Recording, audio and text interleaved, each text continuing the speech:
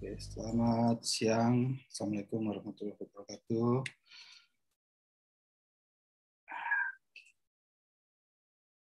Terima kasih untuk Bapak Ibu semua yang sudah hadir pada siang hari ini. Ya, di kesempatan kali ini merupakan webinar seri selanjutan ya dari kegiatan kita selama 3 minggu terakhir ini. Dua kegiatan kemarin, pertama sudah kami jalankan dengan mendatangkan juga narasumber dari Bina Nusantara University ya dalam hal keuangan atau perencanaan keuangan untuk ekspor. Nah, untuk kesempatan kali ini saya akan coba sharing juga ya mengenai lanjutan dari materi tersebut gitu ya. Jadi Bapak Ibu semua yang mungkin minggu lalu atau 2 minggu lalu sempat kelewatan bisa juga menonton kembali di YouTube kami ya. Jadi pada kesempatan kali ini saya akan coba merangkum dan juga menambahkan sedikit dari yang sudah di-share oleh kedua narasumber kami. Oke, sebelumnya sambil berjalan juga kami memohon untuk Bapak Ibu yang sudah hadir di sini dapat mengisikan daftar hadirnya ya dari link yang sudah dibagikan di kolom chat juga.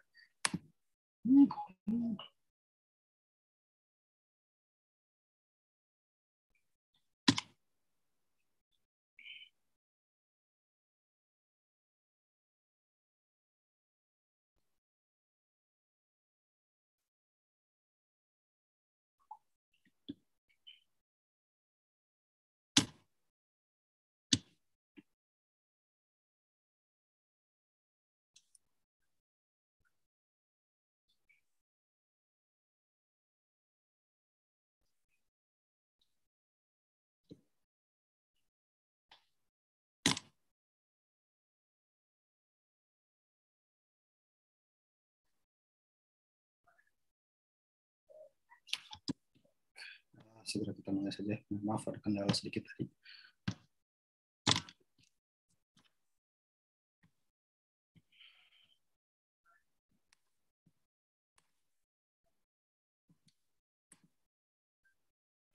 Ya, judul webinar kita pada pagi hari ini, pada siang hari ini adalah monitoring rencana keuangan untuk bisnis ekspor. Nah, jadi pada kesempatan kali ini seperti yang tadi sudah saya jelaskan sedikit, saya akan coba share juga dan ini mungkin akan saya coba dengan bahasa yang simple ya, yang secara praktikal gitu. Nanti akan saya share juga dengan cara sharing bagaimana sih langkah-langkahnya atau hal yang harus diperhatikan dalam monitoring rencana keuangan ini. Ya. Oke, agenda kita pada siang hari ini adalah pertama konsep dan tujuan dari rencana keuangan itu sendiri seperti apa, kemudian kita bagaimana menyusun rencana keuangan dan strateginya, ya, kemudian yang ketiga adalah monitoring dan evaluasi dari strategi keuangan tersebut. Nah, yang pertama konsep dan tujuan rencana keuangan. Jadi tentu sebuah bisnis gitu ya, sebuah usaha, baik itu yang bisnis lokal, usaha apapun, tidak menutup kemungkinan ekspor, tentu tujuan utama kita adalah memperoleh keuntungan semaksimal mungkin, gitu kan. Nah, tapi dengan melakukan perencanaan keuangan yang baik, kemudian nanti kita lakukan monitoring juga, itu akan dapat juga mencapai target ya, untuk nantinya adalah pengembangan usaha yang berkelanjutan. Jadi memang kalau kita ngomong gitu ya, mungkin teman-teman, Bapak Ibu semua pelaku usaha ngomong ngapain sih gitu dari awal kita mikirin keuangan dulu gitu kan, atau pusing saya ini nggak paham lah gitu keuangan. Nah, makanya ini adalah kita taruh dulu pemikirannya bahwa tujuannya nanti adalah ini untuk kita mencapai keuntungan yang semaksimal mungkin dan bagaimana kita bisa mengembangkan usaha yang berkelanjutan. Karena tentu bagaimana kita bisa mengukur atau bagaimana kita bisa meningkatkan usaha kita kalau misalkan kita pun tidak bisa memahami berapa besar yang kita butuhkan, seberapa besar pengembangannya, perkembangannya, ya, pertumbuhan bisnis kita itu pasti akan diukur dari bagaimana keuangan kita juga ujung-ujungnya. Gitu. Nah, tentu seperti yang tadi saya sampaikan, ya, untuk melakukan perencanaan keuangan, kemudian juga monitoring, ini sebenarnya adalah proses yang tidak ada putusnya. Jadi bukan dilakukan cuma sekali di awal atau sekali di tengah-tengah atau bahkan cuma di akhir doang. Jadi kalau kita melihat susunannya adalah pertama kita pasti melakukan perencanaan keuangan ya dalam perencanaan bisnis juga. Nah, setelah melakukan perencanaan keuangan tersebut, kita coba terjun ke lapangannya, ya kan? Ternyata kita butuh ada penyesuaian-penyesuaian nih, ya. Nanti bagaimana penyesuaiannya seperti apa? Contohnya akan ada saya jelaskan di slide selanjutnya. Setelah kita ada penyesuaian, yang akhirnya bagaimana kita menghitung itu sudah lebih baik lagi, lebih akurat lagi, sehingga nanti berhasil ekspor dan akhirnya ada pencatatan keuangan untuk ekspornya. Nah, setelah kita ada pencatatan, ya kan, ke depannya next apa nih? Tentu kita akan melakukan review ya.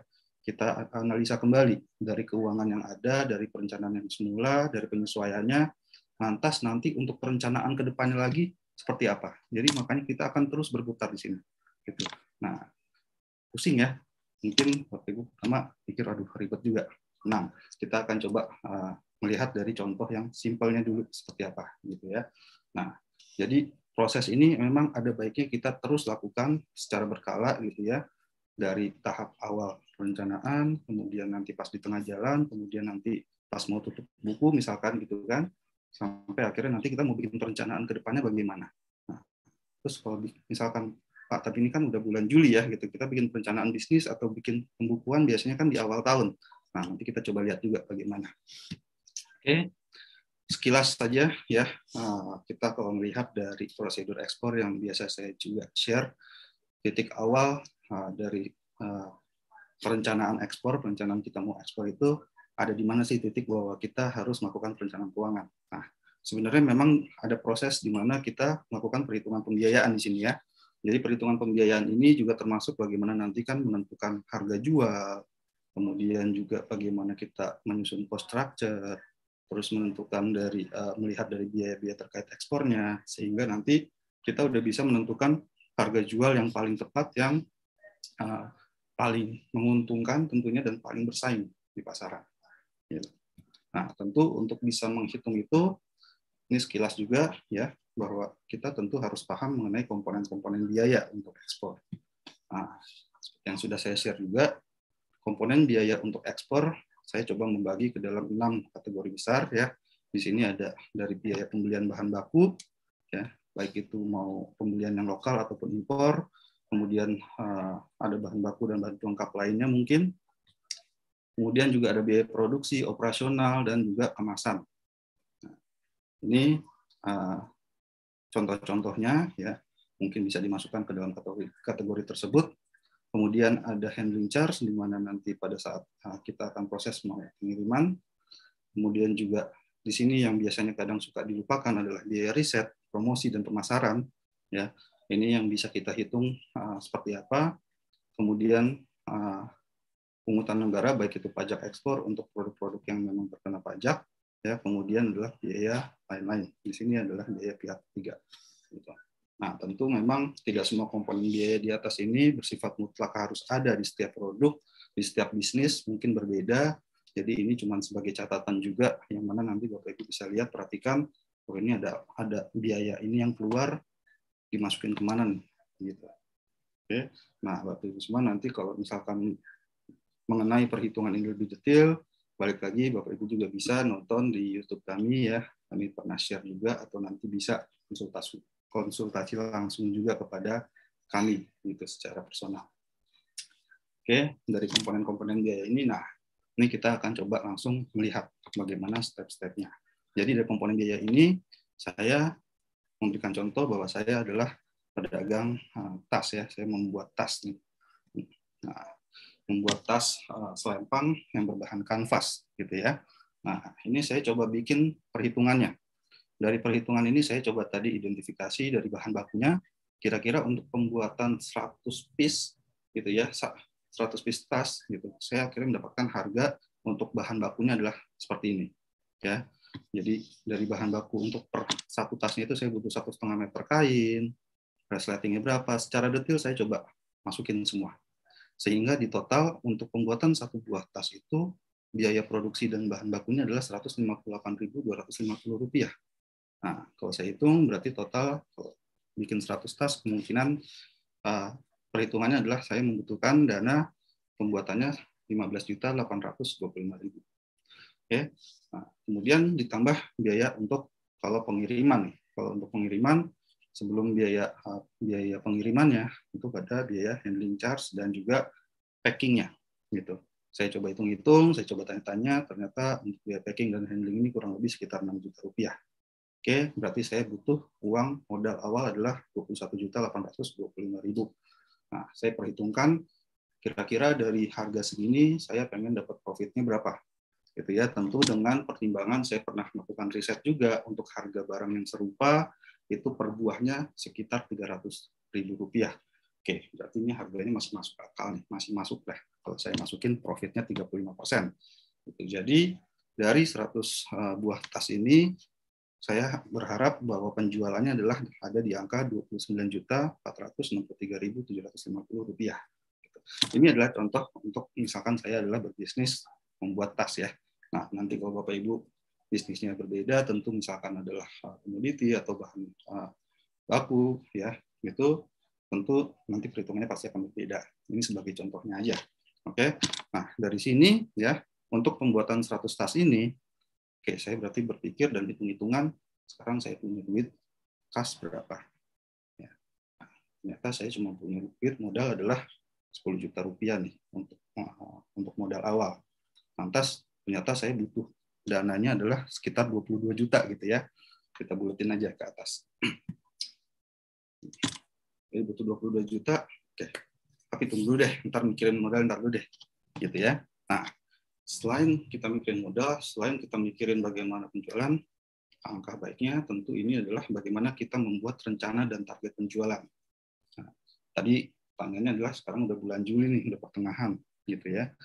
Lantas bagaimana nih bikin perencanaannya, bikin targetnya. Nah, nggak apa-apa. Itu kita bikin langsung aja. Bagaimana bulan-bulan ke depan kita bikin perencanaan, bikin targetnya. Oke. Kurang lebih saya mencoba untuk menargetkan di bulan-bulan ke depan ini saya berhasil untuk ekspor 100 buah di bulan Agustus, di September ada 150, tapi kemudian di bulan September ini saya menargetkan ada varian baru, ada model baru dari tas saya yang bisa saya jual adalah model yang nilon, karena tadi bahannya kanvas, sekarang nilon. Begitu juga di bulan Oktober saya mencoba menstabilkan dulu dari sisi operasional, produksinya, gitu ya, sambil juga bagaimana memasarkan kembali. Saya coba stabilkan. Sebentar, sorry. Ya, nah di bulan November saya coba untuk menambah lagi nih, menambah dari produknya itu adalah berbahan kulit. Saya mikir karena bahan kulit ini juga cukup tinggi harganya, mungkin butuh modal, jadi nggak banyak-banyak dulu deh. Ya 25 piece dulu lah targetnya bisa terjual gitu ya. Kemudian tetap dengan yang model lainnya dengan angka yang tetap ditargetkan di Desember baru ada peningkatan kembali. Nah, dari target ini kemudian saya coba masukin juga angkanya. Tadi saya perkirakan kanvas itu adalah perhitungannya 300.000 rupiah lah kurang lebih ya, satu tas itu modalnya dan harga jualnya. Sehingga pendapatan saya atau revenue-nya adalah Agustus itu targetnya 30 juta, kemudian dihitung semua sampai ke depannya terus. Gitu. Oke. Dari sini saya sudah bisa menghitung rata-rata kurang lebih pendapatan saya berapa, profit saya berapa. Nah, saya udah tahu gitu kan, dari pendapatan ini profitnya sekian, kira-kira nanti berapa dana yang saya butuhkan dan berapa dana atau keuntungan yang bisa saya dapatkan juga. Gitu. Oke. Ini sudah menjadi sebuah patokan awal dulu saya bahwa nanti di bulan Januari tahun 2022 saya berencana untuk bisa meningkatkan kembali karena saya sudah punya modal dengan keuntungan yang cukup untuk saya bisa mengembangkan bisnis ini. Gitu ya, karena saya udah punya modal dengan keuntungan tadi rata-rata misalkan kalau perhitungan yang awal adalah saya dapat keuntungan 7 juta ya, berarti kurang lebih keuntungan per bulan misalkan adalah dapat 7 juta, 10 juta, saya bisa mendapatkan modal tambahan 30 juta nih. Saya bisa mengembangkan mungkin menambah tenaga kerja atau menambah mesin dan menambah kapasitas produksi sehingga nanti ke depannya bisa meningkat kembali. Nah, dari sini saya udah bisa menentukan strategi langkah ke depannya ini seperti apa. Gitu ya. Jadi tetap dalam target dan perencanaan ini kita harus optimis, kita harus bisa membuat perkembangan dan tahu arahnya kemana. Gitu. Jadi tujuan dari membuat rancangan atau perencanaan keuangan ini adalah kita tahu nanti arahnya mau kemana. Gitu. Tadi balik lagi, oke, sekarang udah bikin perencanaannya, kita udah mikir ke depan, tapi kita balik lagi sekarang. Kalau nih ke depan tiba-tiba saya dapat penjualan, dapat buyer, beli 100 sesuai dengan target saya nih. Berarti kebutuhan modal saya di awal adalah 22 juta rupiah. Sementara tadi saya hitung kas saya cuma ada 10 juta. Entah bagaimana, nah tentu balik lagi ya. Dengan ini kebutuhannya sekitar 12 juta, mungkin saya masih bisa mendapatkan dari tadi dana pribadi, kemudian mungkin bisa pinjam dengan keluarga, atau mungkin pinjam dari kerabat ya, atau mungkin nanti opsi lainnya saya bisa cari pendanaan dari luar gitu. Nah, dari sini saya bisa memperhitungkan dengan pinjaman ini saya bisa membayarkan, bisa mengembalikan berapa besar gitu kan. Karena kalau dari pinjam keluarga atau pinjam teman gitu ya, atau mungkin cari investor, kita harus tahu juga gitu kan, ketika pinjam ini bentuknya seperti apa, investasi kah, bentuknya atau bagi hasil kah nanti, atau kita kasih persenan gitu ya, atau mungkin hanya sekedar pinjam doang yang tanpa membalikan sesuatu gitu ya. Nah, tentu itu menjadi perhitungan kembali. Jadi di sini kita sudah bisa menentukan nanti ke depannya saya akan membutuhkan dana ini, saya bisa cari kemana pinjamannya, dan saya siap ketika nanti bayarnya datang dan siap untuk produksi. Seperti itu. Oke, sampai sini saya pikir saya bisa gitu ya untuk mencari pendanaan ini, masih cukup lah, itu dananya belum terlalu besar dan belum terlalu mendesak. Oke, kita saya sudah mencoba menghitung tadi harga jualnya, kemudian saya sudah menyiapkan produknya, saya sudah melakukan perencanaan ekspor juga, sudah siap dengan produknya, sudah siap dengan harga jualnya, sudah siap dengan risetnya, gitu ya. Akhirnya saya coba memasarkan produk saya. Nah, sekilas lagi ya, ketika saya coba memasarkan, datanglah permintaan nih. Permintaan dari calon buyer saya.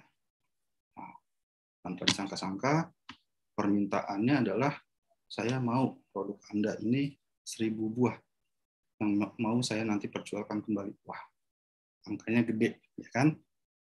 1000 nih. Untungnya bisa 10 kali lipat dibanding tadi dihitung itu kan 7 juta. Oke. Langkah pertama yang harus saya lakukan apa nih kalau kayak begini gitu kan? Nah, tentu kalau dalam langkah proses ekspornya sendiri ya, saya akan verifikasi bayarnya dulu. Tapi kita sekarang lagi ngomongin masalah keuangan, so langkah dari sisi keuangan untuk mempersiapkan overseat-nya ini seperti apa? Mempersiapkan harga penawarannya seperti apa? Kita balik lagi ke lapangan, kita balik lagi ke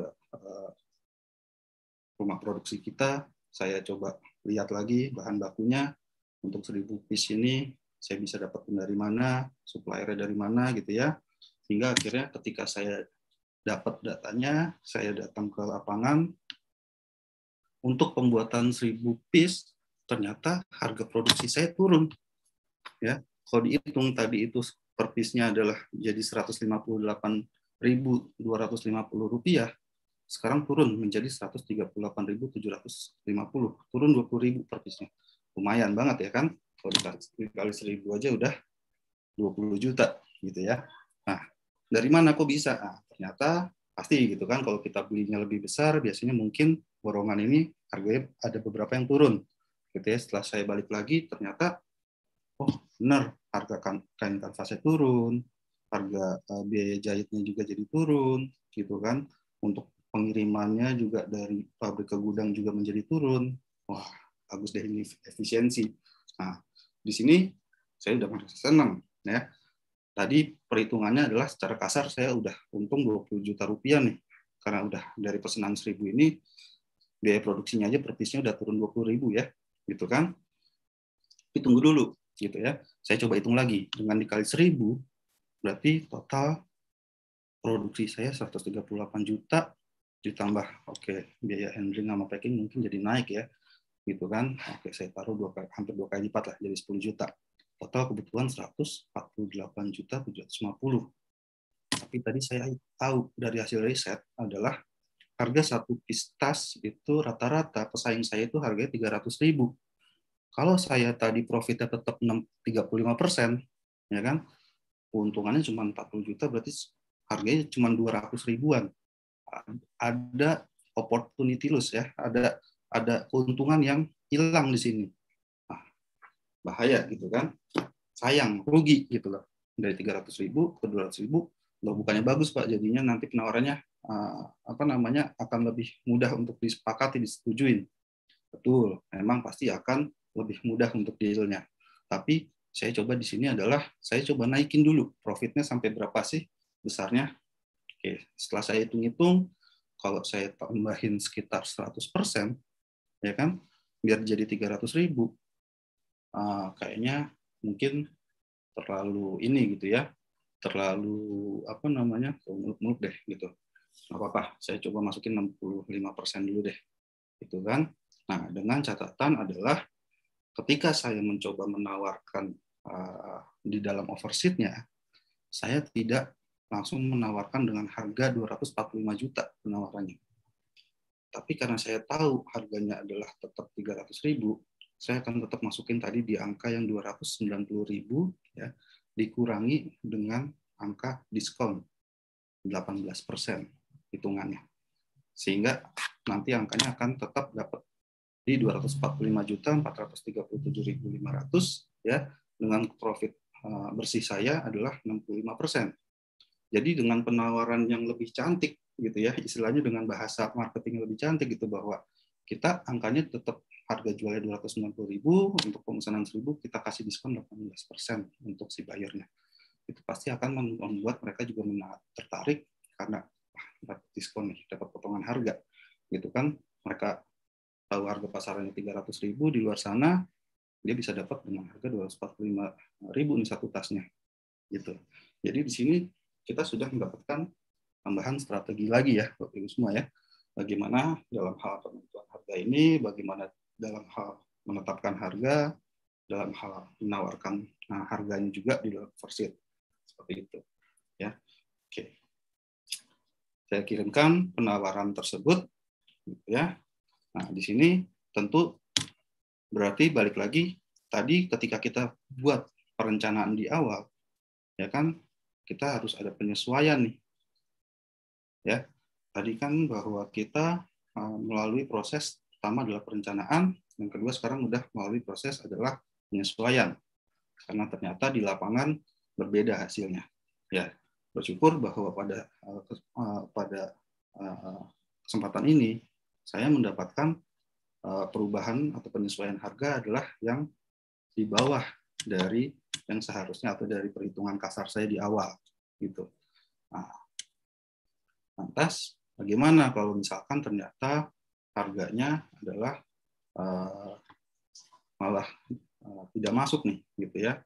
Nah, memang pada saat pembuatan perencanaan awal tadi ada baiknya memang kita mencoba memasukkan angka dalam perencanaan di awal itu adalah memasukkan angka tertinggi yang bisa kita dapat dulu. Yang ada di pasaran, yang dari supplier kita, yang dari penjahit kita, saya coba masukin dari angka yang tertinggi dulu deh. Dengan minimum quantity yang mereka bisa, oke, segitu adalah angka termahalnya, gitu ya. Jadi dari angka termahalnya aja ternyata masih masuk dari angka untuk kita bersaing. Nah, makanya ketika saya mendapatkan pesanan yang lebih besar, tentunya di sini saya bisa mendapatkan angka yang lebih bagus lagi, ya, karena ada penyesuaiannya ternyata lebih baik. Seperti itu. Nah, dari penyesuaian ini tadi langkah selanjutnya adalah ketika kita berhasil untuk ekspor ya, gitu kan. Tapi tunggu dulu. Balik lagi ya, ketika kita senang nih gitu kan melihat angkanya bagus, tapi balik lagi ternyata sekarang permasalahannya adalah modalnya ya. Tadi ketika kita hitung di sini ternyata kita butuh modal sekitar 150 juta lah, 148 750 ya, kita bikin ke atas lah modal biar ada lebihnya dikit gitu ya, 150 juta.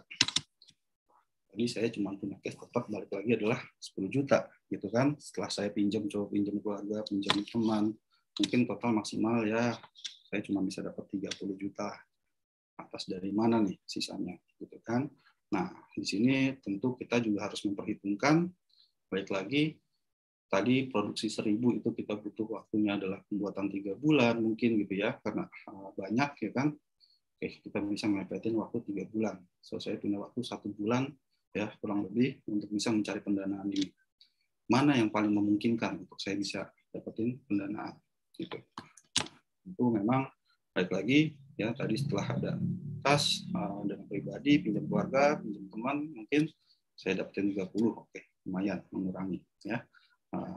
Mengurangi kekurangan maksudnya. Kemudian ada opsi adalah pinjaman bank atau fintech, atau 3 adalah saya coba negosiasi dengan si pihak bayarnya bahwa bolehkah misalkan untuk metode pembayarannya kita pakai DP, karena dengan pemesanan 1000 ini saya tidak memungkinkan untuk misalkan cover semua, saya butuh untuk DP-nya untuk pembelian bahan bakunya gitu. Nah, berapa persen tentu saya harus memperhitungkan ya. Tadi saya sudah punya dana 30, berarti 120 juta. Oke. Dari harga 245 juta ini, kalau saya hitung misalkan saya bisa dapat DP-nya 30%, berarti saya bisa dapat sekitar hampir 70 juta ya. Hampir 73 juta lah gitu ya. Oke. 73 juta berarti saya udah mendapatkan, kalau bisa berhasil dapat DP-nya, saya udah bisa mendapatkan modal total 100 juta. Nah, dari 100 juta itu sisanya dari mana mungkin kita bisa dapat pinjaman dari bank atau dari fintech dengan yang peer-to-peer lending gitu ya, seperti itu.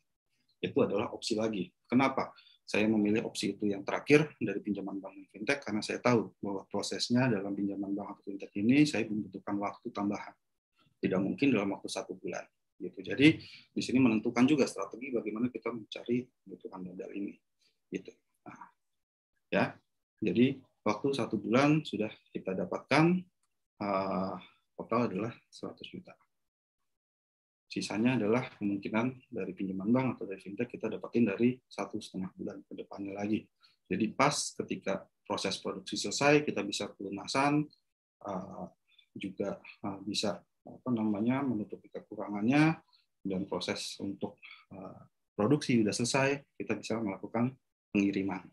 Gitu. Oke. Jadi balik lagi tadi ya, prosesnya kita udah melalui perencanaan, penyesuaian, dan kemudian juga setelah kita berhasil melakukan ekspor, jangan lupa untuk kita melakukan pencatatan, pembukuan. Nah, catatan pembukuan ini tentu memang juga perlu kita bikin sedetail mungkin ya, sehingga nanti kita punya laporan keuangan juga komprehensif dan juga bisa sesuai dengan keuangan perusahaan kita, yang mana nanti akan bermanfaat ketika nanti rencananya tadi kan di tahun depan kita akan perencanaan pengembangan usaha ya, mungkin menambah pabrik, menambah kapasitas produksi. Nah, itu pasti kita butuhkan ke depannya. Buat apa? Kebutuhannya bisa nanti mungkin kalau kita butuh modal tambahan untuk pembuatan pabrik, ya kan, mungkin saya butuh datang ke bank lagi nih, cari pinjaman lain, cari kredit lain. Nah, saya butuh laporan keuangannya pasti. Itu adalah baik lagi bagaimana kita menentukan atau menjadi strategi pemikiran kita ke depannya. Gitu. Nah, ya, tadi kita sudah melakukan pencatatan karena kita sudah berhasil ekspor ya dengan kontrak yang tadi. Lantas kita balik lagi sekarang proses di mana saya akan melakukan review untuk perencanaan yang tadi sudah saya buat. Oke, kita lihat yang kolom atas dulu ya. Tadi sudah saya buat perencanaannya adalah demikian yang di kolom atas. Kita lihat yang slim back canvas bahwa rencananya Agustus September ini saya bisa melakukan penjualan 250, tapi karena mendapatkan pesanan ya 1000 piece, kayaknya saya kapasitas produksi belum cukup nih kalau harus jualan juga yang 100 sama 150-nya. Gitu kan? Jadi saya akan fokus dulu ke yang 1000 untuk mengejar bulan Oktober. Makanya di bawah saya coba bikin catatan dari sisi plan, juga bagaimana aktualnya, bagaimana dengan forecast-nya. Gitu.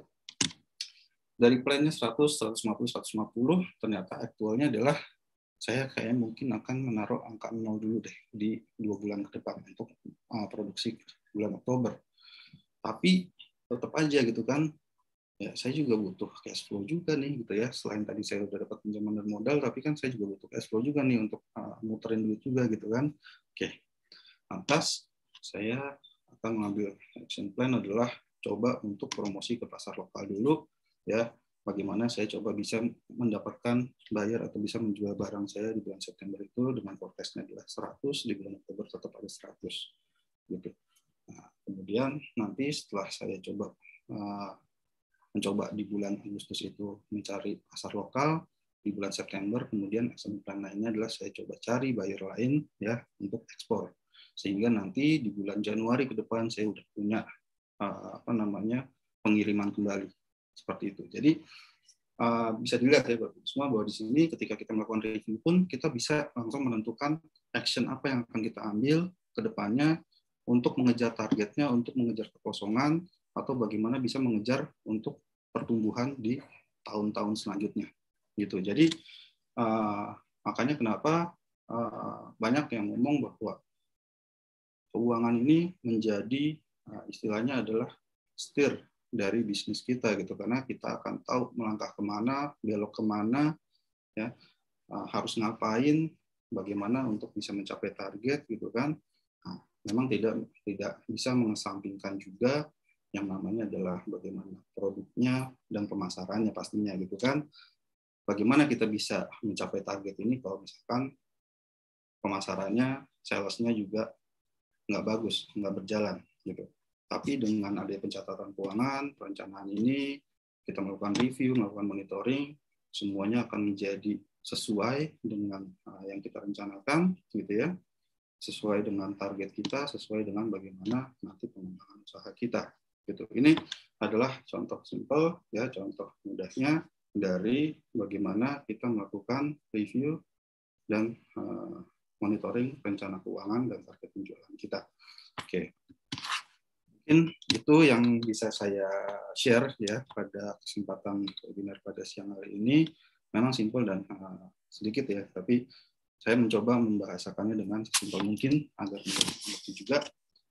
Kita akan masuk ke sesi diskusinya pada saat ini. Silakan Bapak Ibu semua yang memiliki pertanyaan, mau diskusi, mau sharing, boleh ya, bisa ketik di kolom chat ataupun juga mungkin untuk unmute dari mic-nya. Nah, saya sudah lihat di kolom chat ada 15. Coba saya cek dulu ya.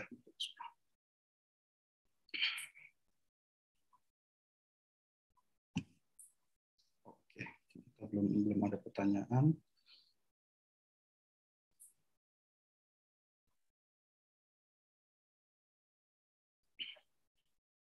Wah, ada Pak Sigit. Selamat siang Pak Sigit.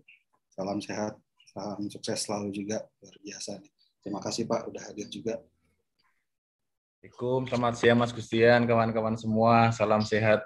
Alhamdulillah nih bisa menyimak lagi. Banyak belajar nih Mas Gustian. Ya, terima kasih nih. Lagi di mana, Pak? Masih tetap di Peraduan, di Magelang saja, belum bisa kemana-mana. Banyak penyekatan. Oh ya. Kirain lagi jalan-jalan lagi nih mencari apa namanya sumber-sumber uang. Belum Mas, ini jadi barusan tadi WA-an sama Mbak Verly. Ini kebetulan mungkin sedikit share gitu ya.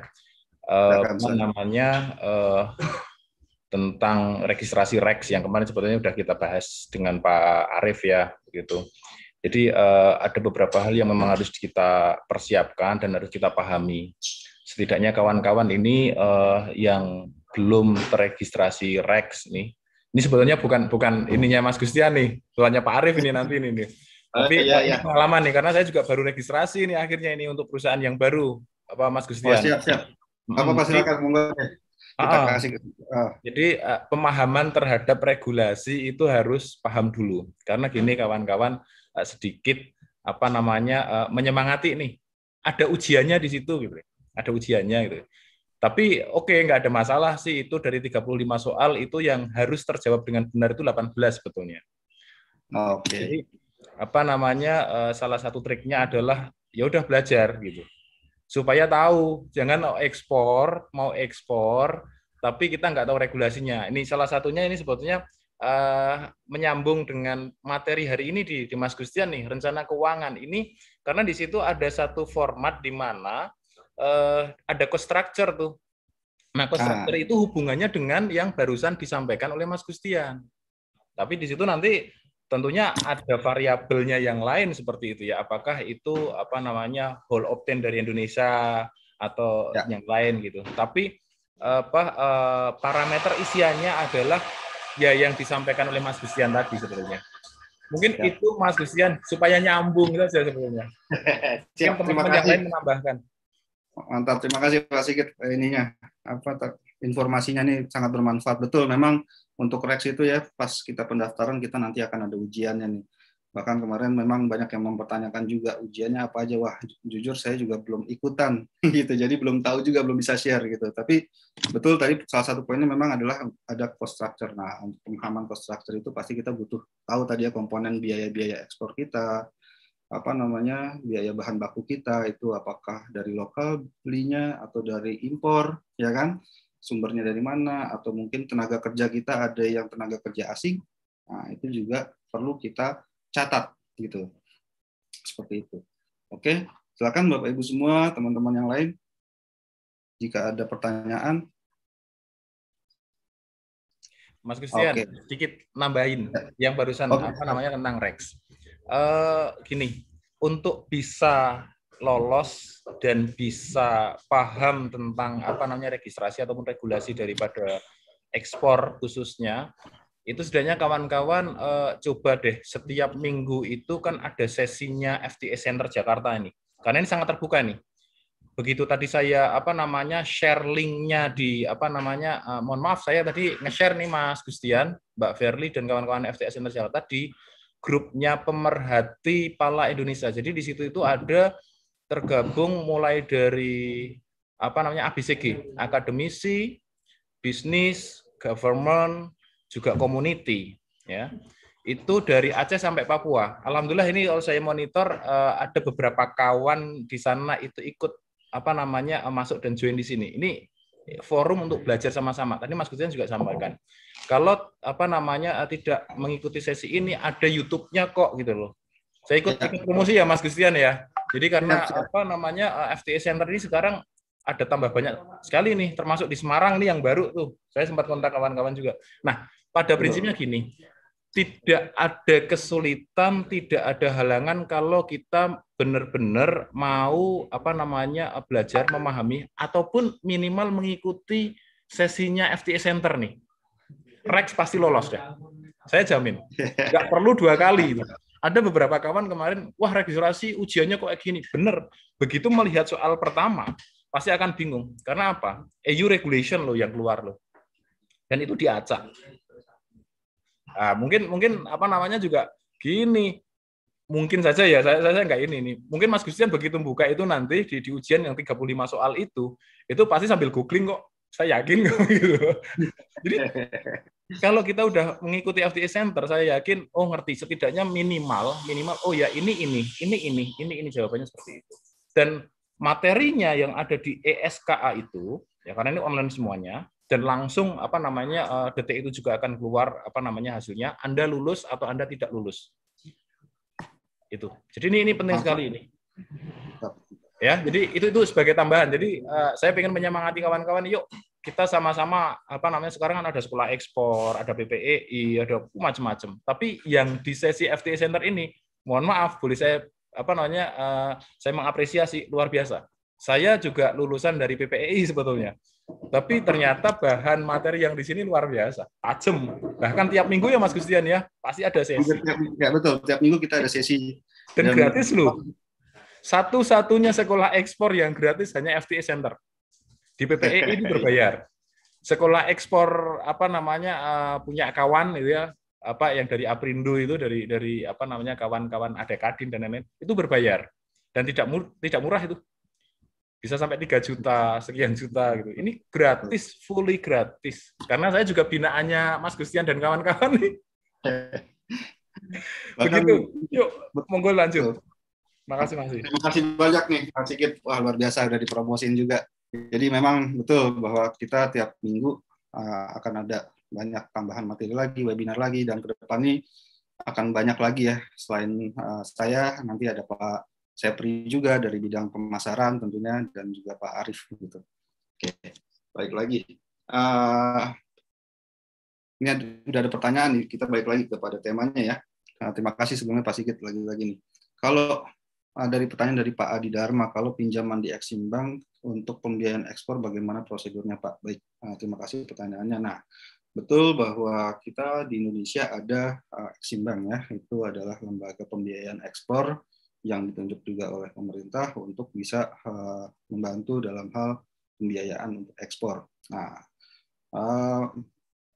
merujuk dalam websitenya dan juga saya sempat ikut webinar terakhir untuk pembiayaan ekspor dari mereka, kita bisa memanfaatkan juga ada yang programnya adalah KURB ya, kredit usaha rakyat untuk yang berorientasi ekspor itu, bahwa di sana untuk persyaratannya tentu adalah bahwa kita memiliki badan usaha, badan hukum ya, di mana biasanya ada minimum usianya juga ya, antara 6 bulan atau 2 tahun, kalau nggak salah 2 tahun dari Exim Bank ini. Dan kemudian adalah kita harus menyertakan dokumen-dokumen legalitas tersebut dan juga laporan keuangan yang biasanya sudah diaudit gitu. Jadi memang betul bahwa di Exim Bank ini kita bisa ya, untuk KURB sendiri ada yang mikro, small, juga medium, itu bisa up to 50 juta rupiah gitu. Dan persyaratannya kita tadi ya, kalau persyaratannya adalah kita berbadan hukum, kemudian juga punya laporan keuangan. Selain itu juga kita harus menyertakan nanti adalah surat permohonannya, kemudian melengkapi dokumen-dokumennya, dan nanti akan diproses untuk pemeriksaan lebih lanjut. Itu adalah prosedurnya kalau kita ke Exim Bank. Seperti itu. Kira-kira begitu Pak Adi, semoga bisa menjawab juga pertanyaannya. Lanjut. Pertanyaan dari Pak Rahmat Suraya, izin tanya Pak, apa di tiap-tiap kota ada pelaku ekspor yang ada ada data di FTA untuk proses mentoring langsung di Gorontalo? Wah, baik. Jadi mungkin sedikit menginformasikan bahwa FTA Center memang saat ini ada di Jakarta, di Bandung, di Semarang, ya.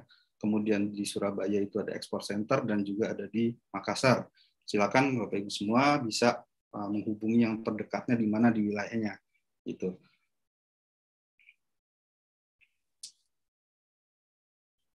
Oke, ada pertanyaan langsung dari Pak Tony ya. Silakan Pak Tony. Ya, makasih banyak Pak Gustian. Ini saya mungkin untuk langsung ekspor belum ya, tapi selama ini kita selalu menggunakan perusahaan teman untuk menggunakan ekspor kan gitu. Nah ini kita berusaha untuk ekspor langsung. Baru-baru ini kita ada dapat mengirim sampling ke Guangzhou, Cina, yang difasilitasi oleh Bank Indonesia. Nah dan dapat bayar Mas kan gitu ya. Nah jadi ini belum closing deal dengan bayarnya karena ada beberapa regulasi terbaru terkait dengan perkembangan COVID yang harus kita penuhi juga kepada mereka gitu. Nah, ini deal harga per metrik tonnya juga belum dapat gitu ya kan. Closing kita sama mereka belum dapat betul. Jadi ini saya tertarik banget ini dengan monitoring rencana keuangan bisnis ini kan gitu.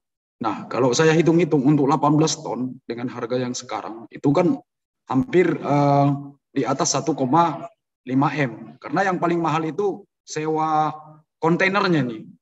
Betul. Itu sewa kontainer memang sangat signifikan naiknya gitu. Jadi menyikapi ini kira-kira apa kiat kita, Pak Gustian? Itu terima kasih, Pak. Baik, terima kasih banyak Pak Tony atas pertanyaannya. Ya, memang betul bahwa kondisinya sampai dengan bulan Juli ini ya, ketersediaan kontainer dan juga kapal ini masih menjadi rebutan istilahnya gitu karena kelangkaan. Semenjak tahun 2021 ini memang kondisinya karena kemarin peningkatan ekspor, kegiatan ekspor juga di berbagai negara juga mulai meningkat gitu ya dibanding tahun lalu sehingga menjadi rebutan istilahnya gitu. Nah, banyak kapal dan kontainer yang tertahan di luar sehingga sekarang pun ya akibatnya adalah hukum ekonomi ya, gitu kan. Permintaan meningkat, supply-nya dikit ya pasti siapa yang mau bayar tinggi gitu kan untuk dapat. Nah, kemarin dari teman-teman juga banyak yang share bahwa ya itu menjadi resiko kita, dan memang balik lagi menjadi kesulitannya adalah bahwa kita dalam hal perhitungan. Ya, pertama itu perhitungan ketika misalkan ada calon buyer yang datang, kemudian mereka memintakan harganya adalah harga CIF atau kemungkinan harga CFR atau CNF gitu ya, karena kita harus memperhitungkan biaya pengirimannya tadi gitu. Nah, kalau misalkan biaya FOB pun sebenarnya juga ya kita udah bisa tadi ya, perhitungan tadi seperti saya hitung itu adalah FOB gitu kan, karena kita hanya memasukkan komponen mungkin handling fee-nya aja, handling charge-nya aja gitu sampai ke pelabuhan. Tapi biaya pengiriman ini gitu kan bagaimana menyiasatinya. Nah, pertama tentu tadi ketika saya share ya di proses, coba sambil share lagi, di proses pada tahap kita corresponding ya, ketika kita melakukan komunikasi dengan pihak calon buyer gitu ya, dan kita mengirimkan overseas ini. Nah, di sini memang kadang banyak dari kita yang suka apa ya, istilahnya takut-takut gitu ya dalam hal mengirimkan overseas gitu. Takutnya adalah bahwa kita sebenarnya kan pihak penjual itu juga memiliki hak untuk menentukan gitu kan, atau bernegosiasi gitu ya. Nah, dalam overseas ini jangan lupa bahwa kita mencantumkan untuk harganya adalah harga yang memang mungkin ada harga CIF, FOB, dan CFR. Tapi jangan lupa di dalam overseas ini ditulis terms juga bahwa penawaran ini berlaku misalkan untuk waktu seminggu ke depan. Gitu. Ketika deals dalam waktu seminggu ini harga ini masih bisa berlaku, sehingga kita bisa ngunci juga, kita bisa memperkirakan juga di dari biaya kapalnya, kita bisa udah memperhitungkan, udah bisa mengunci bahwa harganya ya seperti itu yang kita tawarkan.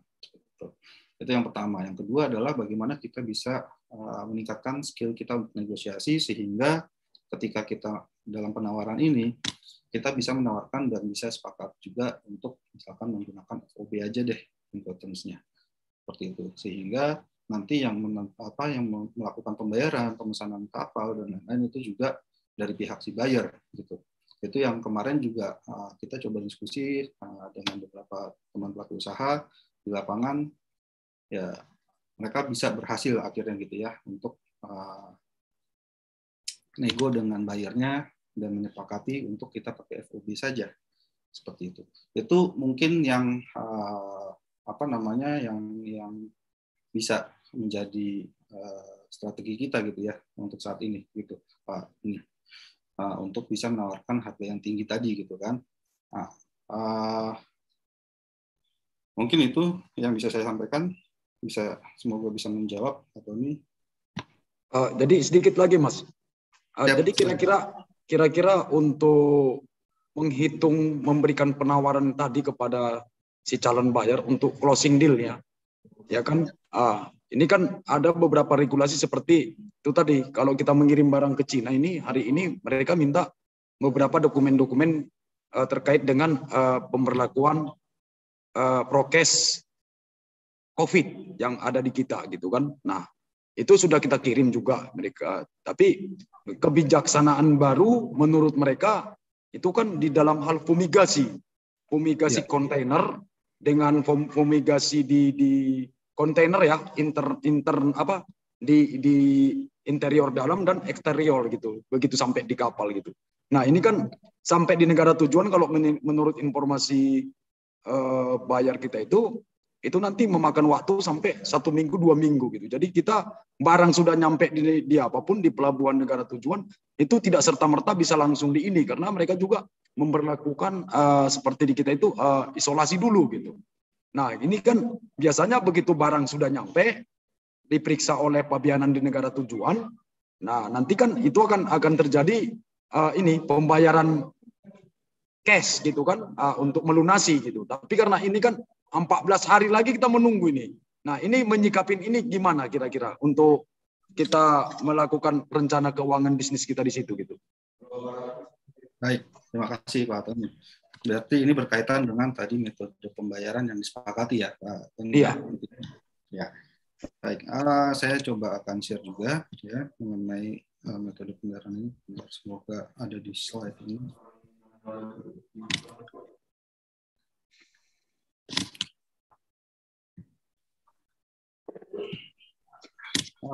Ya, ini adalah sebagai informasi tambahan ya dalam hal ekspor ya. Kita mengenal biasanya metode pembayaran itu ada cash in advance ya, biasanya berupa telegraphic transfer tentunya. Kemudian juga itu kalau cash in advance ini biasanya berarti adalah pembayaran di muka ya, sebelum pengiriman barang gitu. Nah, ini bisa juga menjadi part of metode pembayaran ya, bisa menjadi sebuah DP gitu karena tidak harus full 100%. Itu kan cash in advance-nya mungkin bisa tadi ketika kita memintakan DP-nya gitu ya. Berarti sebelum melakukan pengiriman berarti misalkan adalah setelah tanda tangan kontrak, buyer akan mengirimkan melalui telegraphic transfer itu sebagian ya. Kemudian mungkin sisanya bisa antara pakai LC atau pakai DC ya, documentary collection gitu. Nah, tadi tergantung nih Pak Tony, yang disepakati itu pakai metode apa akhirnya pada saat kemarin deal-dealannya gitu kan. Ya. Kalau misalkan membaca dari Pak Tony ini berarti kemungkinan adalah dengan ini ya, bukan dari LC atau DC berarti gitu kan. Ya, kita di LC-nya kita sepakati kemarin untuk ininya. Tapi karena memang ada kebijakan ini kan kebijakan baru, bahwasanya kan barang itu kan belum tidak semerta-merta begitu diturunkan dari kapal langsung bisa diperiksa gitu. Karena dia harus ditunggu dulu ini, di karantina dulu kalau menurut mereka gitu. Itu peraturan baru di negara mereka gitu. Nah, kalau misalkan menggunakan LC itu kalau mereka ngomongnya adalah itu peraturan baru, seharusnya dari pada saat pertama kali kemarin menyetujui LC pun ada notice seperti itu pertama gitu Pak. Yang kedua, kalau misalkan ada terkendala seperti itu, biasanya LC itu kan pembayaran akan kita terima ketika kita mengirimkan dokumen kita ke pihak bank dan bank dari sana ya, bank dari buyer pun sudah mengkonfirmasi bahwa kelengkapannya sudah lengkap gitu. Makanya biasanya ketika kita menggunakan LC, kita harus rajin juga komunikasi ya, diskusi dengan pihak bank yang kita pakai di sini ya, untuk nanti prosesnya seperti apa nih, gitu kan? Pada saat kita menerima dokumen LC, kita cek sudah sesuai belum terms-termsnya di dalamnya, sesuai dengan kontraknya atau enggak. Nah, kemudian misalkan LC-nya LC yang mana ya, apakah at site atau bagaimana gitu. Nah, karena ketika LC itu misalkan tadi dokumennya sudah kita kirimkan prosesnya gitu ya, itu biasanya pembayarannya bisa langsung seperti itu Pak gitu. Jadi ada baiknya coba diskusikan, tanyakan kepada pihak bank Bapak yang ada di sini, coba tanyakan juga gitu kan, biar bank yang ada di sini komunikasi juga dengan pihak bank di sana, apakah betul dengan demikian gitu loh, bahwa harus menunggu dulu, karena biasanya kalau kayak begitu berarti memang dari sepakat di awalnya adalah bahwa ada peraturan seperti itu gitu. Jadi ketika pembuatan LC pun ada baiknya memang kita konsultasi juga, komunikasi juga dengan pihak bank. Seperti itu Pak Tony yang bisa saya sampaikan. Oke, makasih banyak Pak Gus Dian. Karena ketepatan kita juga sekarang di Sumatera Utara ini jadi kehilangan nih, karena pasca FTA Medan di rekuisisi kan sudah tidak ini sudah ditutup gitu ya. Jadi kita agak kesulitan ini. Makanya saya juga semangat nih bisa ngikut di FTA Center nih. Ya kan, apapun masalah yang sedang kita hadapi hari ini bisa langsung konsultasi sama tim di FTA Center gitu. Kalau memang betul yang di Medan saat ini lagi berhenti operasionalnya Pak ya. Jadi yang di daerah Sumatera, daerah Medan bisa konsultasinya datang ke kami yang di FTA Center Jakarta. Monggo Pak, bisa kapanpun. Oke, makasih banyak Pak. Sama-sama. Baik. Terima kasih. Kemudian ada dari mana lagi nih pertanyaannya? Sebentar saya baca lagi. Saya baca ada pertanyaan dari Khairul Umam ya. Apakah ada BUMN yang bergerak di bidang jasa pengiriman yang menggunakan kontainer seperti swasta, nasional atau asing? Bagaimana cara berkomunikasi dengan BUMN? Baik, sejauh ini untuk BUMN memang belum belum ada ya untuk yang bergerak di bidang jasa pengiriman seperti ini. Kecuali kemarin adalah Garuda ya, untuk logistik itu juga mereka sekarang lagi gencar dengan pengiriman pesawat ya. Dan informasinya terakhir memang lagi gencar promo juga gitu kan, sehingga menambah armada juga untuk pengiriman atau logistik khususnya untuk ekspor ini gitu, karena kemarin sampai bulan Juni aja mereka peningkatan untuk pengirimannya itu bisa mencapai 60%, sehingga mereka harus nambah armada lagi menurut berita begitu. Jadi bisa memanfaatkan itu juga. Nah, kemudian juga sebenarnya bisa ya kita memanfaatkan sekarang adalah PT Pos. PT Pos Indonesia juga sekarang mengeluarkan produk-produk mereka untuk pengiriman kita ke luar negeri gitu. Jadi silakan bisa memanfaatkan hal tersebut, perusahaan-perusahaan tersebut ya.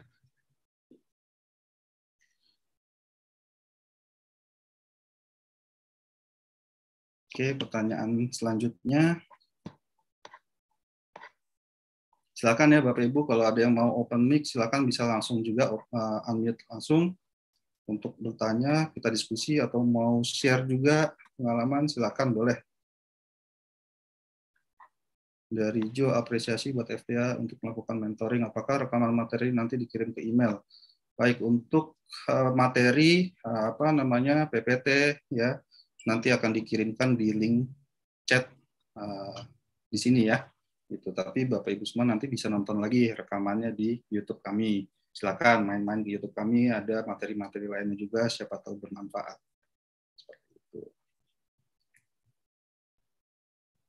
Dari Pak Haryo ya, selamat siang Pak Gustian, izin bertanya, untuk pembiayaan dari fintech atau peer-to-peer lending kami masih awam, boleh dijelaskan ke kami dan hal-hal apa yang perlu diperhatikan? Terima kasih. Baik, terima kasih pertanyaannya nih Pak Haryo. Nah, peer-to-peer lending ini sekarang juga kan lagi ya sudah cukup banyak ya gitu ya.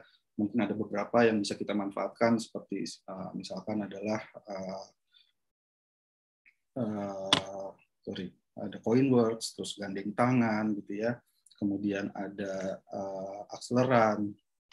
Nah, di sana pada prinsipnya secara sederhana adalah bahwa kita mencari orang-orang yang mau turut memberikan modal gitu ya, memberikan pinjaman modal kepada kita. Jadi kita di satu platform itu secara konsepnya adalah kita minta tolong kepada si fintech itu untuk mencarikan orang-orang yang mau ngumpulin nyumbang modal untuk kita bisa running usaha kita.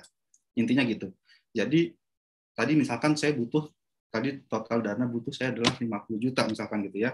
Nah, jadi bukan hanya kita nodong ke satu orang butuh 50 juta, tapi mungkin di fintech itu nanti akan berkumpul 100 orang, sehingga mungkin mereka masing-masing 500.000 misalkan gitu ya. Jadi istilahnya adalah kita mencari pendanaan atau orang-orang yang mau untuk ikut menjadi pemodal kita. Nah, untuk hitungannya seperti apa tentu memang beda-beda gitu ya. Dan kalau untuk fintech ini memang balik lagi perhitungannya adalah bagaimana nanti pengembalian dari sisi bunganya gitu ya. Perlu dipahami memang fintech ini keunggulannya adalah kita bisa mendapatkan pendanaan lebih cepat dibandingkan dengan lembaga perbankan gitu ya. Tapi untuk pembiayaannya istilahnya adalah untuk bunganya mungkin per bulan itu bisa lebih besar dibandingkan dengan perbankan gitu. Ini yang perlu kita perhitungkan, tentu perlu kita untuk perhatikan juga. Tadi makanya kenapa dalam perhitungan saya gitu kan, saya udah punya perhitungan untungnya sekian, udah ada spare bahwa nanti saya bisa mengembalikan berapa persen ketika saya meminjam dana dari lembaga-lembaga lain gitu. Jadi hal-hal yang perlu diperhatikan adalah pastinya adalah bunganya pasti lebih besar. Per bulan ada yang mungkin 3%, ada yang mungkin 5% bahkan dari total pembiayaannya gitu. Itu yang perlu kita perhatikan pastinya gitu. Persyaratannya apa aja? Biasanya tentu adalah kita perlu mencantumkan ya tadi ya, mungkin dokumen-dokumen perusahaan kita, legalitas, kemudian juga dari sisi perhitungannya seperti apa, perhitungan kebutuhan modalnya, perhitungan bisnisnya, gitu.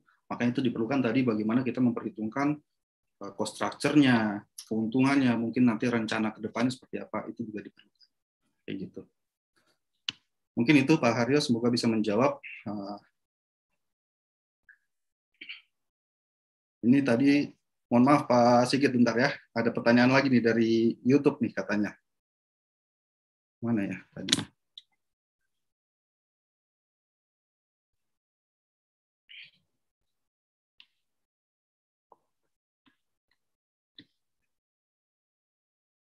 dari JJ Pos. Nah, bagaimana cara mengetahui secara nyata harga pengiriman dari gudang ke pelabuhan?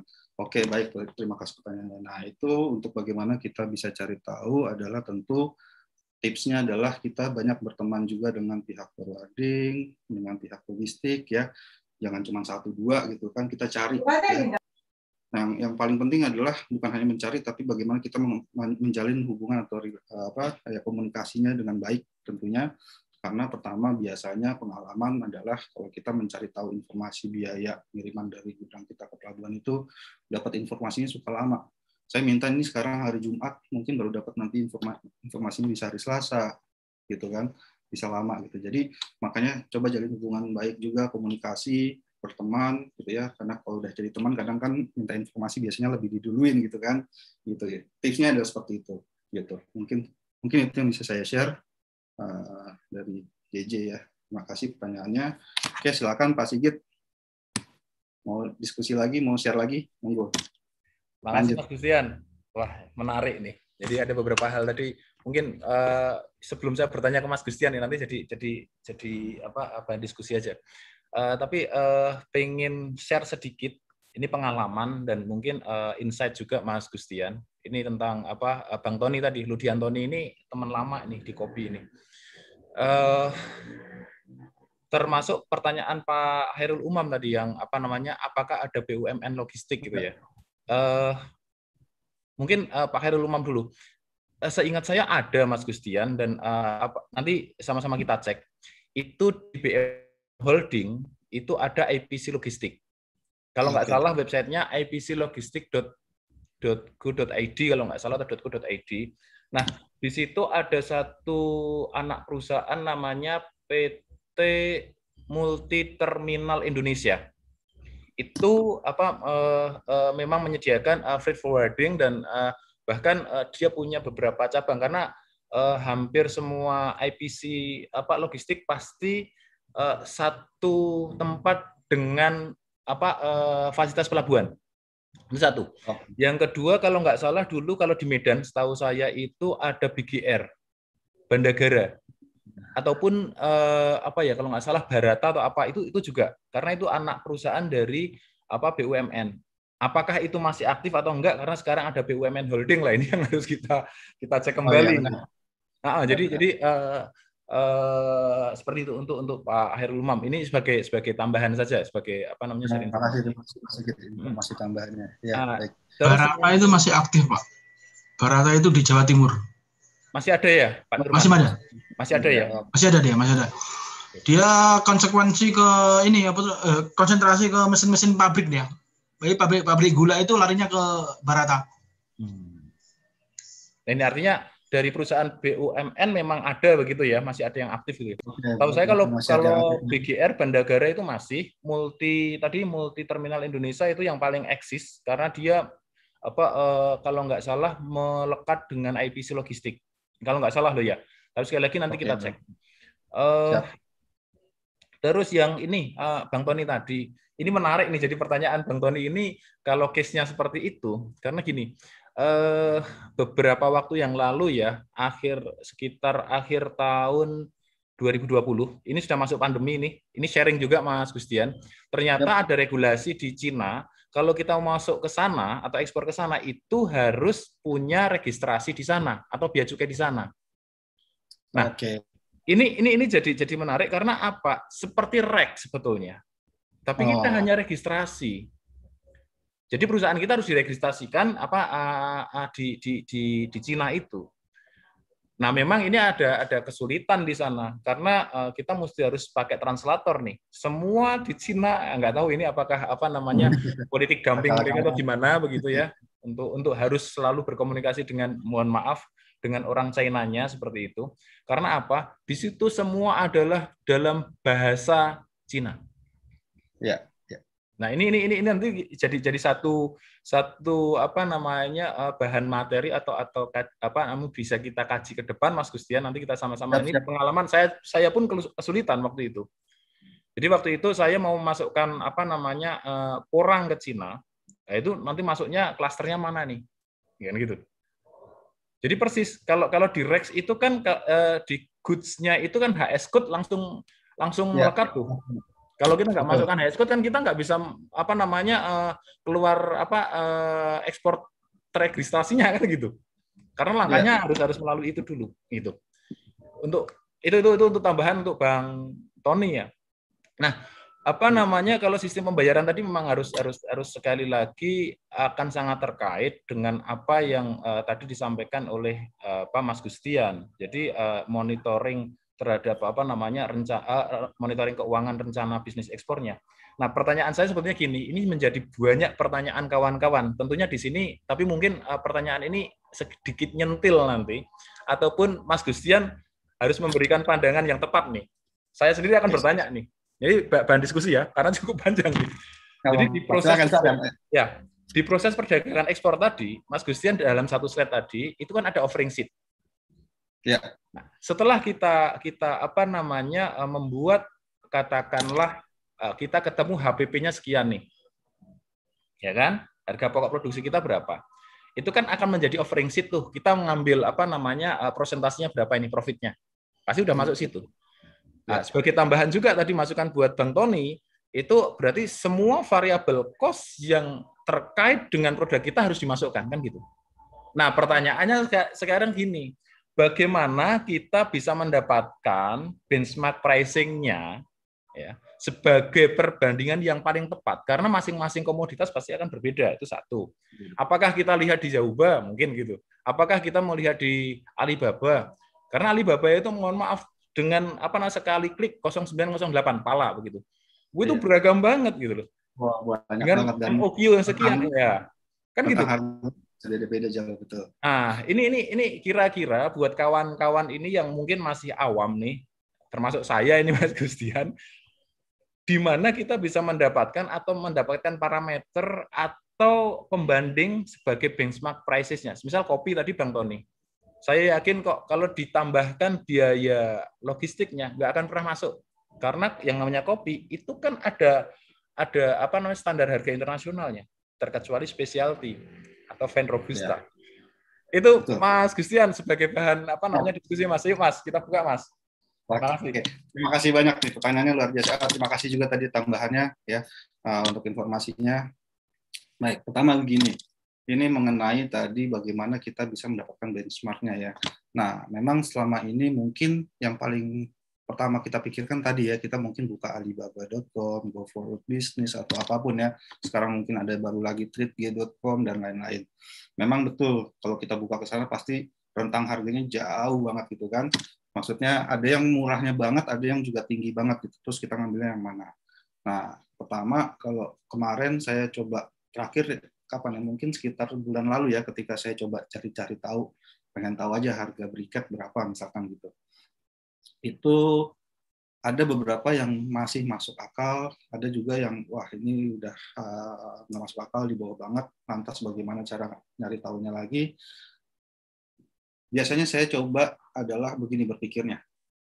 Kita berbisnis ekspor, baik itu komoditi atau saya tadi misalkan contohnya saya adalah produk yang khusus gitu ya. Pertama, kalau dengan jumlah yang besar begitu, pasti kita akan melakukan kerjasama atau kita dagang, kita menjual kepada di sana itu adalah mereka pasti ya posisinya akan menjual kembali, ya kan? Begitu ya, pasti gitu ya. Gitu kan? Mereka akan menjual kembali di dalam negerinya.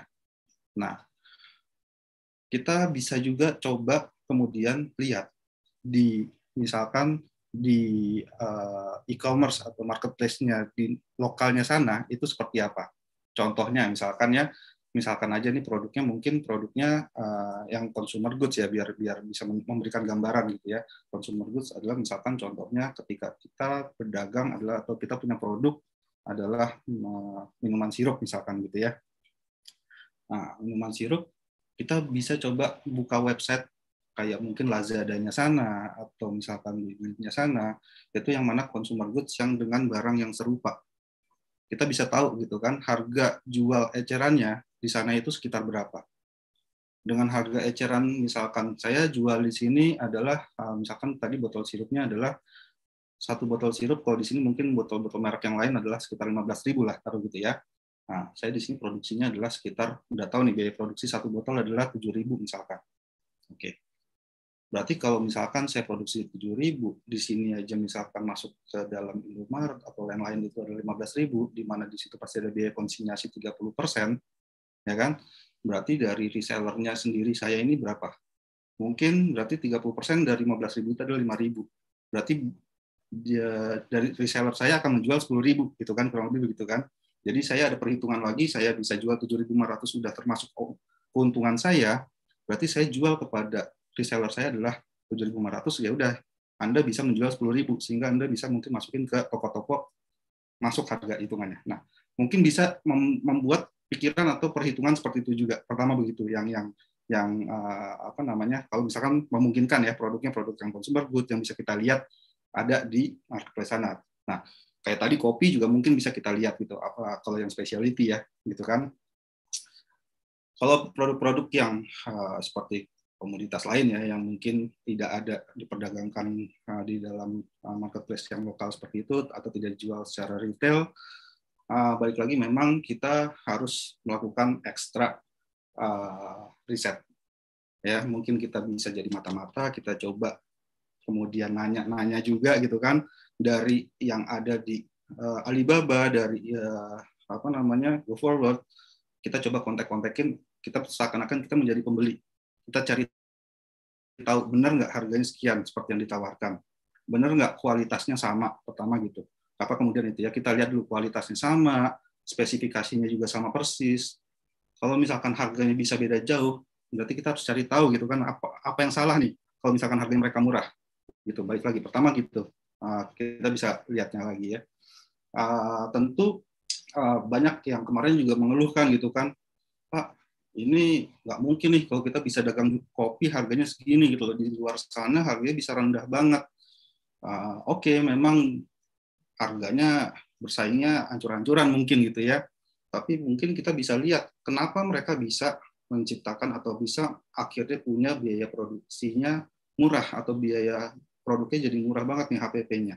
Ya mungkin mereka pengembangannya udah lebih maju, mungkin biaya produksinya udah lebih bulky, seperti tadi saya contohin, kalau saya produksi 100, harganya bisa 150.000 gitu, tapi ketika saya produksinya 1.000, ya akan turun harganya, karena saya beli bahan bakunya lebih banyak, borongan, gitu, sama aja gitu kan, itu konsepnya adalah bagaimana kita bisa efisiensi jadinya gitu kan.